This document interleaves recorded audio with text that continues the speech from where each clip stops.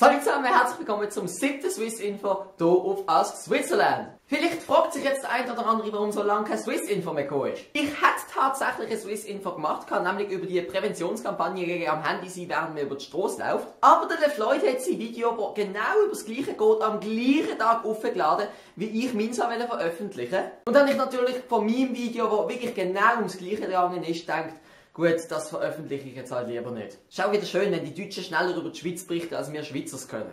Zweitens bemerken die mir Bilder geschickt haben, wahrscheinlich jetzt gerade, dass sie nicht hinter an der Wand hängen. Das liegt daran, dass jetzt Sonntag ist und keine Druckerei offen hat, wo die ausdrucken können. Im nächsten Swiss Info sind sie natürlich auf der Wand. Aber kommen wir zum Thema. Ich bin mit einer Schreckensmeldung in den Tag gestartet. Ich habe nämlich Konkurrenz auf YouTube bekommen. Und zwar von niemand Geringerem als vom Schweizer Bundesrat. Kann ich es mit denen aufnehmen? Schauen wir doch gerade mal nach, wie es bei denen so läuft. 80 Abonnenten bei 5 Videos. Ja, gar nicht schlecht. Oh, lauter Dislikes.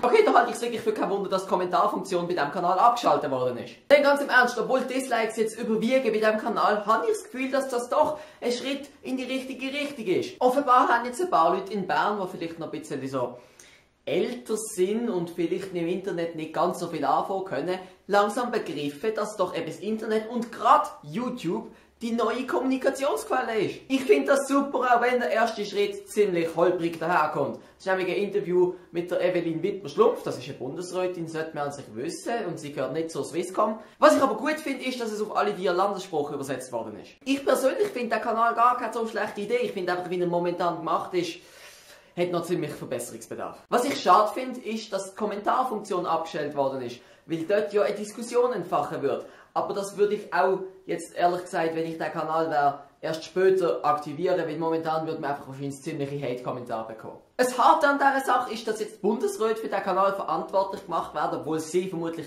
keine Ahnung davon haben, was hier abgeht. Ganz im Ernst, ich habe das Gefühl, von denen hat wahrscheinlich noch nie jemand etwas auf YouTube gesehen. Die sind von der alten Generation. Man könnte jetzt natürlich auch sagen, dass sie einfach zu beschäftigt sind, aber auch ein Bundesrat hat mal einen freien Sonntag. Und ich verbringe einen freien Sonntag zur einen Hälfte komplett auf YouTube und zur anderen Hälfte komplett auf YouTube.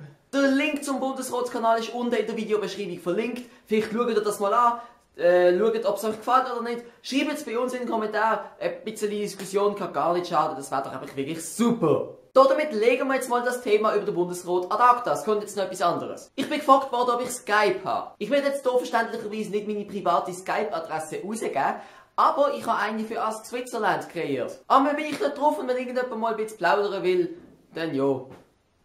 Warum eigentlich nicht? Und zum Schluss noch das. Schreibt ab jetzt unbedingt in den Kommentaren, was euch gerade beschäftigt und von was ihr denkt, darüber sollt ihr jetzt ein Video machen. Das wäre für mich mega nützlich, weil auch ich kann nicht jede Information, die gerade kursiert, aufschnappen. Dafür schon mal danke im Voraus und jetzt genießt den Sonntag, es ist mega schönes Wetter, zumindest hier. Ich gehe mal ein bisschen raus und nein, ich muss das Video schneiden. Egal. Also genießt den Sonntag und damit tschüss!